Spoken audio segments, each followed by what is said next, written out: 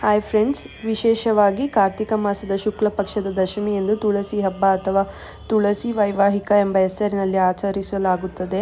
ಈ ವಿಶೇಷವಾಗಿ ತುಳಸಿ ಗಿಡವನ್ನು ಪೂಜಿಸುತ್ತಾರೆ. ಆಯುಷ್ಯ, ಆರೋಗ್ಯ ಹಾಗೂ ಸಂತೋಷವನ್ನು ಕಾಪಾಡಲು ಇದು ಪವಿತ್ರವೆಂದು ನಂಬಲಾಗುತ್ತದೆ. ತುಳಸಿ ಹಬ್ಬ ವಿಶೇಷವಾಗಿ ಮಹಿಳೆಯರು ನಂಬಿ ಬದ್ಧತೆಯಿಂದ ಆಚರಿಸುತ್ತಾರೆ. ನಾವು ಬೆಳಿಗ್ಗೆನೆ 6 ಗಂಟೆಗೆ ಎದ್ದು ತುಳಸಿ ಗಿಡ ಎಲ್ಲ ಶುದ್ಧತೆ ಮಾಡಿ ಅದಕ್ಕೆ ಅರಿಶಿನ ಕುಂಕುಮ ಹೂವಿಂದ ಅಲಂಕಾರ ಮಾಡಿ ದೀಪ ಎಲ್ಲ ಇಟ್ಟು ದೀಪಕ್ಕೆ ಅಲಂಕಾರ ಮಾಡಿ 5 ಥರ ಹಣ್ಣುಗಳನ್ನ ಇಟ್ಟು ಅಕ್ಷತೆಗಳೆಲ್ಲ ರೆಡಿ ಮಾಡಿಕೊಂಡು ಕಡ್ಡಿ ಕರ್ಪೂರ ಕಾಯಿ ಎಲ್ಲ ಒಡೆದು ಕಾಯೆಲ್ಲ ಒಡೆದಾದ್ಮೇಲೆ ನಾವು ಅಕ್ಷತೆಗಳೆಲ್ಲ ಹಾಕಿ ದೇವ್ರಿಗೆ ಪೂಜೆ ಮಾಡಿದ್ದೀವಿ. ಇದಕ್ಕೆ ಪ್ರಸಾದ ಆಗಿ ಬಾಳೆಹಣ್ಣು ಅವಲಕ್ಕಿ ಹಾಕಿ ರಸಾಯನ ಮಾಡಿ ಇಟ್ಟಿದ್ದೀವಿ ನಾವು ಇದರಲ್ಲಿ. ಅದಾದಮೇಲೆ ನೆಲ್ಲಿಕಾಯಲ್ಲಿ ದೀಪ ಮಾಡಿ ಆರತಿ ಮಾಡಿದ್ದೀವಿ. ಆರತಿ ಆದಮೇಲೆ ಪೂಜೆ ಮುಕ್ತಾಯ ಆಯಿತು.